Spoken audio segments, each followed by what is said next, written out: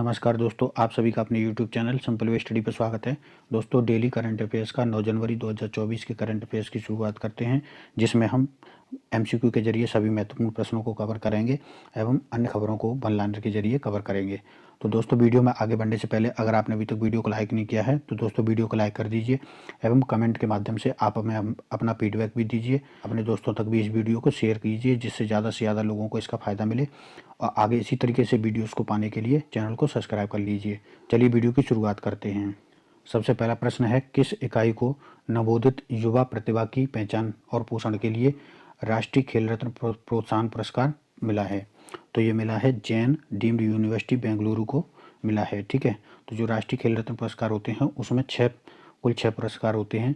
Major Dhyanchand खेल रत्न पुरस्कार, अर्जुन पुरस्कार, द्रोणाचार्य पुरस्कार, लाइफ टाइम अचीवमेंट के लिए ध्यानचंद पुरस्कार, राष्ट्रीय खेल प्रोत्साहन पुरस्कार और मौलाना अबुल कलाम आज़ाद ट्रॉफी। तो राष्ट्रीय खेल प्रोत्साहन पुरस्कार की घोषणा हाल ही में की गई है। राष्ट्रीय खेल प्रोत्साहन पुरस्कार 2023 की बात करें तो इसकी घोषणा युवा मामलों और खेल मंत्रालय के द्वारा की गई है और ये पुरस्कार राष्ट्रपति जी द्वारा 9 जनवरी 2024 को राष्ट्रपति भवन में आयोजित कार्यक्रम में प्रदान किए जाएंगे। ठीक है, ये पुरस्कार 6 प्रमुख पुरस्कारों में से एक हैं। ठीक है, और ये अन्य पांचों के नाम दिए गए हैं। 2023 के लिए जो विजेताओं की घोषणा की गई है उनमें उभरती या युवा प्रतिभा की पहचान और पोषण के लिए पुरस्कार प्रदान किया गया है वो जैन डीम्ड यूनिवर्सिटी बेंगलुरु को प्रदान किया गया है, जबकि CSR के माध्यम से खेलों को प्रोत्साहन का पुरस्कार ओडिशा माइनिंग कॉरपोरेशन लिमिटेड को प्रदान किया गया है। अगला प्रश्न है, वन नेशन वन इलेक्शन पर सुझाव के लिए कौन सी समिति गठित की गई है?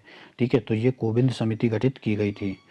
पूर्व राष्ट्रपति रामनाथ कोविंद की अगुवाई में वन नेशन वन इलेक्शन विषय पर अपने सुझाव देने के लिए समिति गठित की गई थी। ठीक है, और ये समिति इस पर विचार करेगी कि किस तरीके से जो है देश में एक वन नेशन वन इलेक्शन के लिए प्रशासनिक ढांचे का विकास किया जा सकता है, और इसके लिए इस समिति ने आम लोगों से सुझाव मांगे हैं। ठीक है, जो सुझाव इनकी वेबसाइट पर और ईमेल के माध्यम से भेजे जा सकते हैं और 15 जनवरी 2024 तक ये सुझाव भेजे जा सकते हैं। इस समिति का गठन सितंबर 2023 में किया गया था। 10वीं सदी का कदम्ब शिलालेख कहाँ खोजा गया है?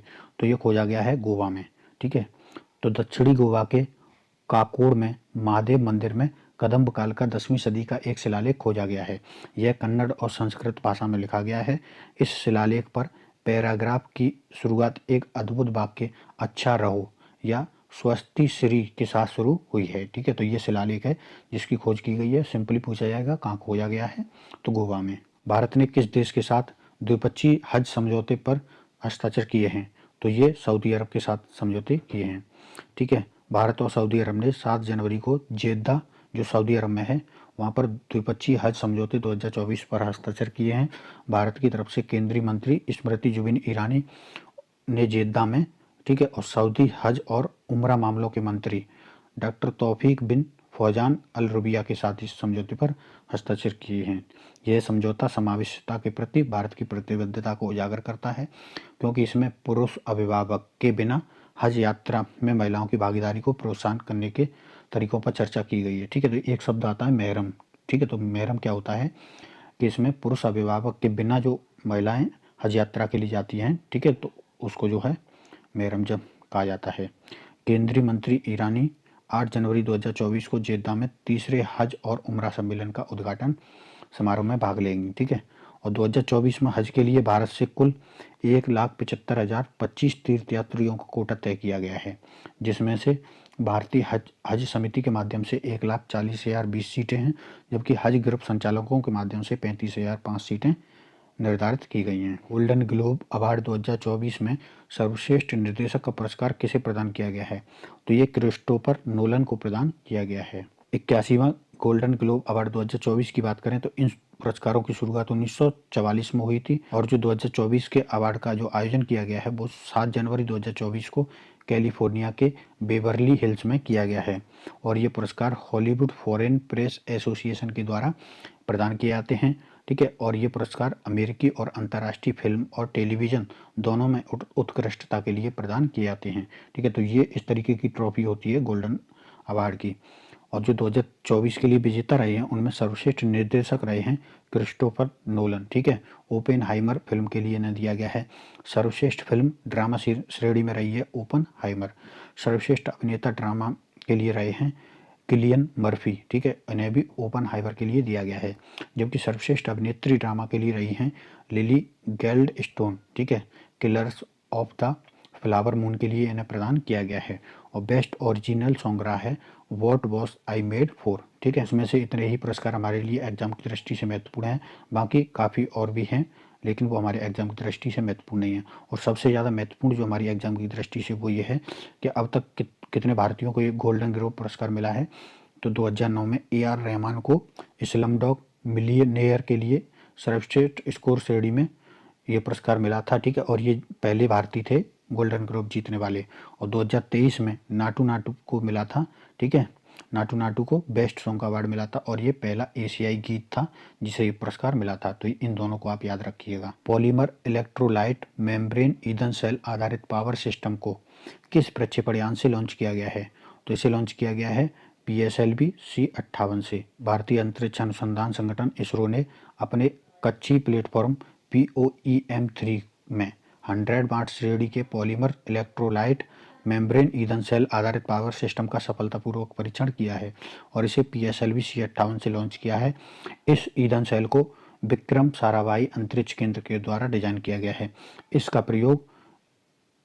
इसका उद्देश्य जो है वो अंतरिक्ष में संचालन और भविष्य के मिशनों के लिए सिस्टम के डिजाइन को सुविधाजनक बनाने के लिए डेटा एकत्रित करना है।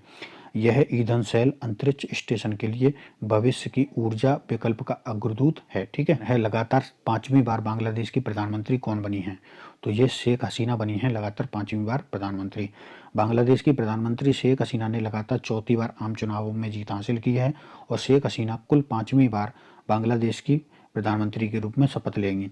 हसीना की पार्टी आवामी लीग ने 300 सीट वाली संसद में से 223 सीट प्राप्त की हैं। तो यहाँ पर 299 सीटों पर चुनाव हुए थे, ठीक है। तो एक उम्मीदवार की मृत्यु हो जाने के कारण एक सीट पर चुनाव टाल दिए गए थे।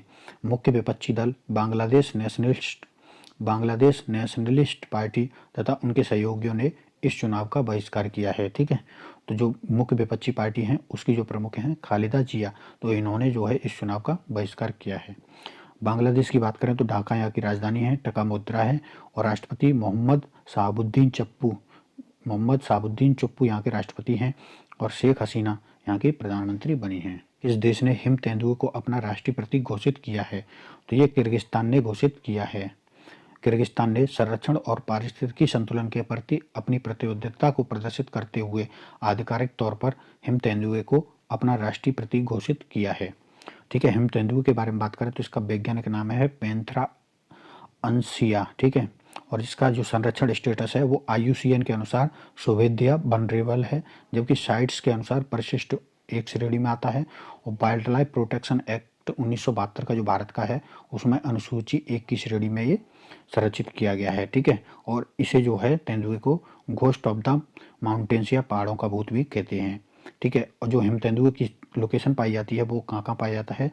तो मध्य और दक्षिण एशिया के पर्वतीय क्षेत्रों में ये पाया जाता है, जिनमें हिम तेंदुआ रेंज वाले देशों में 12 देश शामिल हैं, जिसमें अफगानिस्तान, भूटान, चीन, Bharat, Kazakhstan, Turkmenistan, Mongolia, Nepal, Pakistan, रूस और ताजिकिस्तान, उज्बेकिस्तान शामिल हैं, ठीक है। तो ये देश शामिल हैं। भारत में हिम तेंदुए का आवास कहाँ पाया जाता है? तो भारत के जो पहाड़ी प्रदेश हैं जैसे जम्मू कश्मीर, लद्दाख, हिमाचल प्रदेश, उत्तराखंड, सिक्किम और अरुणाचल प्रदेश में ये हिम तेंदुए पाए जाते हैं। अंतर्राष्ट्रीय पर्पल उत्सव 2024 का आयोजन कहाँ किया गया है? तो इसका आयोजन किया गया है गोवा में, ठीक है। तो जो विकलांग होते हैं तो उनके लिए उत्सव का आयोजन किया गया है। तो अंतर्राष्ट्रीय पर्पल उत्सव 2024 का आयोजन 8 जनवरी को गोवा में इसका शुभारंभ हुआ और ये 8 से 13 जनवरी तक गोवा में आयोजित किया जा रहा है। यह उत्सव दिव्यांगों के लिए समावेता और सशक्तिकरण के अपने जीवन समारोह को प्रदर्शित करता है। इसमें मुख्य अतिथि रहे हैं गोवा के मुख्यमंत्री प्रमोद सावंत, और जबकि केंद्रीय सामाजिक न्याय एवं अधिकारिता राज्य मंत्री रामदास अठावले इसमें सम्मानित अतिथि के रूप में शामिल हुए हैं। अगला प्रश्न है, विनफास्ट भारत में अपनी एकीकृत इलेक्ट्रिक वाहन विनिर्माण सुविधा कहाँ स्थापित करेगा? तो ये तमिलनाडु में स्थापित करेगा, ठीक है। वियतनाम की एक कंपनी है, इलेक्ट्रिक व्हीकल्स का निर्माण करती है।